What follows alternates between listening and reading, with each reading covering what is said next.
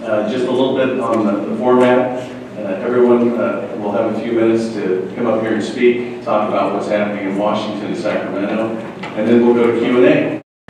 Two big issues that I need to just bring up before I sit back down. They're vitally important to our community. First is immigration, the other is water. Without either one of those, without drastic reforms to have an immigration system that works, and without the drastic reforms that we need on both our regulatory and storage side of the water debate, we're going to leave our community in such a dire situation of high unemployment, huge challenges over the valley over the next several months, if not the next several years, that I'm concerned about the long-term devastating aspects of it. We've got to get a water storage, and we need it now. Also, I have to touch on water. We need to find solutions. I'm so tired of policies that pit regions against one another. And I think I have a fairly unique perspective because in my first term in the Assembly, I represented 6 counties, including Madera County. And it's devastating what's going on in parts of Madera County right now where there's zero water. And we have to find solutions that balance the needs for the water in different areas.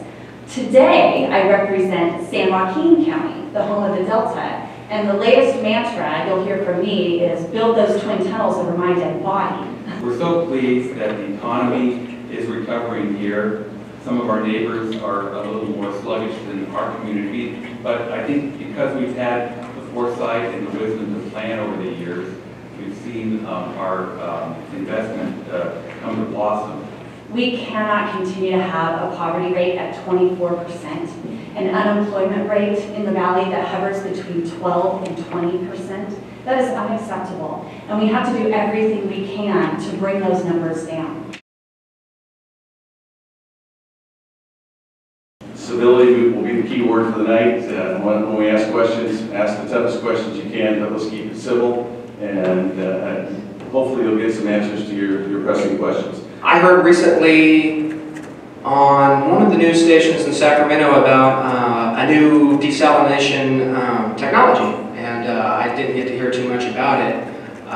Wondering if you're familiar with that and if that is promising. Some of the arguments you'll hear against desalination is that we already have such high electricity rates in California and not enough electricity, Well, what's interesting, as we continue to develop more solar, the projections are that perhaps as early as 2015, but certainly by 2020, we will be producing more solar than consumers can use.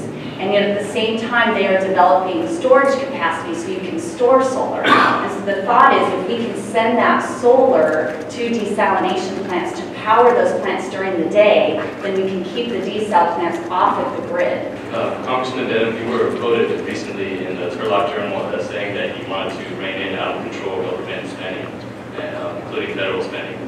So I'm wondering how you can justify the fact that Stanislaus County is allowing the city of Modesto to subsidize the leases of the companies who have offices in Modesto Center Plaza. You know, I've looked around the state, around the nation, at all the properties that are sitting vacant right now today. Some in our own community. If it's sitting vacant, unneeded property, we should sell it off and utilize that revenue. In some places, we need to just redevelop. I want to thank CSU Stanislaus for allowing us to use this fine facility. I want to thank Congressman Denham, Assemblywoman Olsen, and Mayor Lazar.